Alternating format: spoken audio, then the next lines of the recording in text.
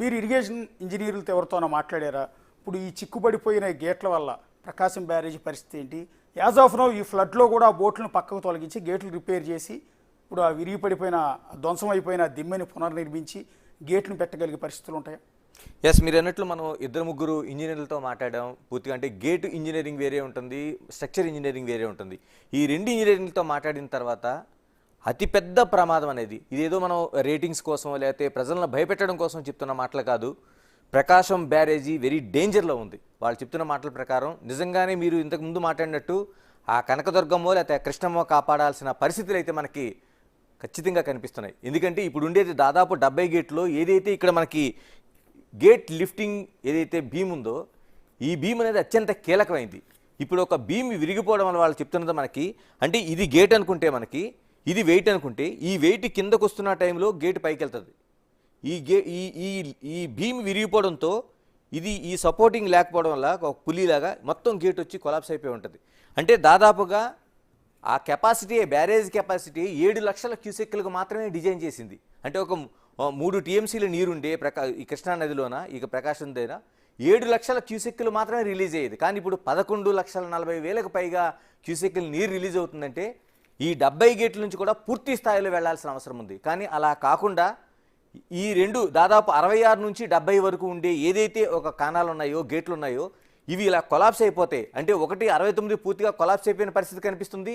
ఈ బీమ్ కానీ ఇంకా కుంగిపోయి కిందకి గేట్ పూర్తిగా వెళ్ళిపోతే అందులోంచి వాటర్ ఎట్టి పరిస్థితుల్లో వెళ్ళలేని పరిస్థితి వస్తుంది. అంటే వీళ్ళు ఇంకా ఇప్పటికే డేంజర్ పరిస్థితుల్లోన 11,40,000 క్యూసెక్లు రిలీజ్ చేస్తుంటేనే ఈ విధంగా ఉందంటే అంటే ఎగువ ప్రాంతాల్లో ఇంకా 1,30,000 నుంచి 1,70,000 క్యూసెక్లు నీరు వస్తూనే ఉంది ప్రవాహం నుంచి. అంటే ఇదే కానీ పరిస్థితి 66, 67, 68, 69, 70 వరకు ఇదే పరిస్థితి కొనసాగితే ఈ బ్యారేజీ ఏమవుతుంది? దాదాపు 67 సంవత్సరాలు ఉన్నది. అంటే 1957లో పూర్తయిన ఏదైతే ఈ బ్యారేజ్ ఉందో అప్పటికే గతంలోనే మనకి 1952లోనే ఇలా ఆనకట్ట కాటన్ దొర కట్టిన ఆనకట్ట కొట్టుకుపోయింది పూర్తిగా. అంటే 1800 చిల్లరలో కట్టిన ఏదైతే ఆనకట్ట ఉందో ఆనకట్ట 1952లోన కొట్టుకుపోయింది. కొట్టుకుపోతేనే ప్రకాశం బ్యారేజ్ని 57లో దాదాపు 4 ఏళ్ల పాటు 54 నుంచి 57 వరకు చేశారు. కానీ ఇప్పుడు ఈ పరిస్థితి చూస్తుంటే వాళ్ళే ఆందోళన వ్యక్తం చేస్తున్నారు. కనీసం మీరు మాట్లాడండి, కనీసం ఫోన్ మాట్లాడమన్నా సరే ఆ ఇంజనీర్లు భయపడుతున్నారు. ఎందుకంటే ఏ క్షణాన ఏం జరుగుతుందో మనం ఏం మాట్లాడినా ప్రజలను భయాందోళన కలిగించినట్టు ఉంటుంది. వాళ్ళకి భరోసా ఇస్తే ఏదైనా ప్రమాదం జరిగితే నువ్వు ఎందుకు కాషన్ చేయలేకపోయిన ఒక ఆలోచన అయితే వస్తుంది. కాబట్టి అంత డేంజర్ సిచ్యువేషన్లో మనకి ప్రకాశం బ్యారేజ్ కనిపిస్తుంది. అంటే ఇది కేవలం మనం మాట్లాడుకోవడం కోసమో లేకపోతే మనం ఏదో అక్కడ ఉండే పరిస్థితిని విశ్లేషణ చేయడం కోసమో కాదు. ఒక ఇంజనీర్లు అటోళ్ళు అంటే గేట్ ఇంజనీర్లు కావచ్చు లేకపోతే మిగతా స్ట్రక్చర్ ఇంజనీర్లు కావచ్చు వీళ్ళు భయపడే పరిస్థితులు ఉన్నాయి. దీనికి రాత్రి నుంచి కూడా మనం ఏదైతే కన్నయ్య నాయుడు పేరు మనం ప్రస్తావించాం తుంగభద్రలో ఉన్న రాత్రి 12 గంటల నుంచి కూడా చంద్రబాబు నాయుడు 3 సార్లు ఆయనకు ఫోన్లు చేశారని ఆయన స్వయంగా చెప్పారు. ఎందుకంటే రాత్రి నుంచి చంద్రబాబు నాయుడు సీఎంగా ఆయన అక్కడ ఆ గేట్ల పరిస్థితిని ఒకవైపు ప్రజలకు ఏదైతే ఉందో ఆ పరిస్థితిని సమీక్షిస్తున్నారు, ఎవరైతే ఇంజనీర్లు ఉన్నారో వాళ్ళని కూడా సమీక్షిస్తున్నారు ఏం జరగబోతుంది అనేది. గేట్లు పర్యవేక్షణ కన్నయ్య నాయుడు గారికి 3 సార్లు సీఎం చంద్రబాబు నాయుడు ఫోన్ చేశారు. ఏంటి అక్కడ పరిస్థితి, నిజంగా ఆ గేటు ఆ భీమిది ఇలా జరిగిన తర్వాత ఎలాంటి పరిస్థితుల్లో దాన్ని తీయాల్సిన అవసరం ఉంటుంది, తీయడానికి అవకాశం ఉందా లేదా అంటే ఆయన ఇప్పుడు వరద తగ్గే వరకు ఆయన విశిష్టమైన అనుభవం ఉన్న ఒక గేటు లిఫ్టింగ్ ఇంజనీర్ అయినా ఆయన ఏమీ చేయలేమనేది చంద్రబాబు నాయుడుకి చెప్పిన పరిస్థితి. అందుకని ఆయన చెప్పింది ఏంటంటే ప్రధానంగా ఒక 2 మార్గాలు చెప్పారు ప్రజలకి ఏది కాకుండా ఉండాలంటే. అంటే ఎంత డేంజర్ సిచ్యువేషన్ ఆయన మాట్లాడారంటే బ్యారేజ్కి ఏ క్షణంలో ఏదైనా జరిగే అవకాశం ఉంటే దానికి ప్రత్యామ్నాయంగా మనం ఏం చర్యలు తీసుకోవాలని దానిపైన మాట్లాడుకోవాలనేది ఆ ఇంజనీర్ చెప్పిన మాటలు. అంటే ప్రధానంగా ఇప్పుడు డ్రైన్స్ ఏవైతే కృష్ణానది ఎగువ ప్రాంతంలో ఉండే డ్రైన్లు అంటే మురుగునీరు ఏదైతే ఉంటుందో ఆ మురుగునీరుకు సంబంధించిన డ్రైన్లన్నీ పూర్తిగా క్లోజ్ చేయాలని చెప్పారు. ఎందుకంటే ఇప్పటికే ఇన్ని క్యూసెక్ల నీరు ప్రవహిస్తుంటే ఆ డ్రైన్లు గుండా ప్రజలు ఉండే జనావాసాల మీదకి నీళ్లు రివర్స్లో వెళ్తాయి. కాబట్టి వాటిని ప్రధానంగా క్లోజ్ చేయాలనేది ఆయన చేసిన సూచన. అంటే వెళ్తే బ్యారేజీ నుంచి వెళ్ళాలి, బ్యారేజీకి ఏ ప్రమాదం ఉన్నా ఏం జరిగినా బ్యారేజీ మీదకి వెళ్ళాలనేది ఆయన చెప్పిన మాటలు.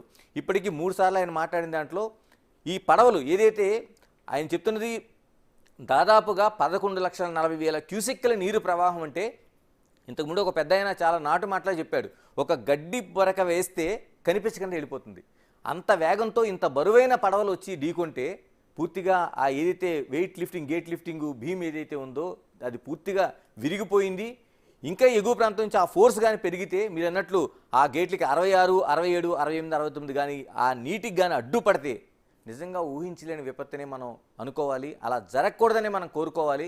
కానీ అలా జరుగుతున్న పరిస్థితులు అయితే మన కళ్ళ ముందు కనిపిస్తున్నాయి. ఇప్పుడు మనం చూసాం, బేసిక్గా మనం ఫస్ట్ విజువల్ చూపించినప్పుడు 69వ కానా గురించి మన కొలీగ్ శివ ఎక్స్ప్లెయిన్ చేస్తున్నప్పుడు పక్కన 3 బోట్లు 4 బోట్లు ఉన్నాయి. ఎదుగట్లా ఏదో ఎవరో తీసుకొచ్చి కావాలని అక్కడ పార్క్ చేసినట్టు ఆ విధంగా లైన్లో ఆర్డర్లో ఉన్నాయి. అలా ఉంటే పెద్ద ఇబ్బంది ఉండేది కాదు.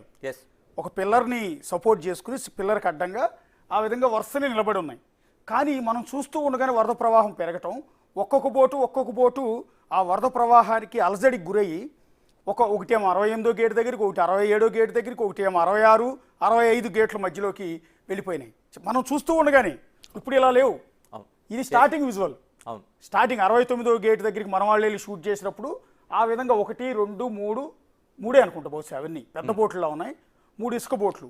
అది కాసేపటికి చల్లా చెదిరైపోయి పక్కనున్న 68వ గేట్ ఒకటి, 67వ గేట్ ఒకటి, 66, 65 గేట్ల మధ్యలోకి ఇంకొకటి మొత్తం వెళ్ళిపోయాయి. వీటన్నిటినీ తీయటం అనేది అసాధ్యం.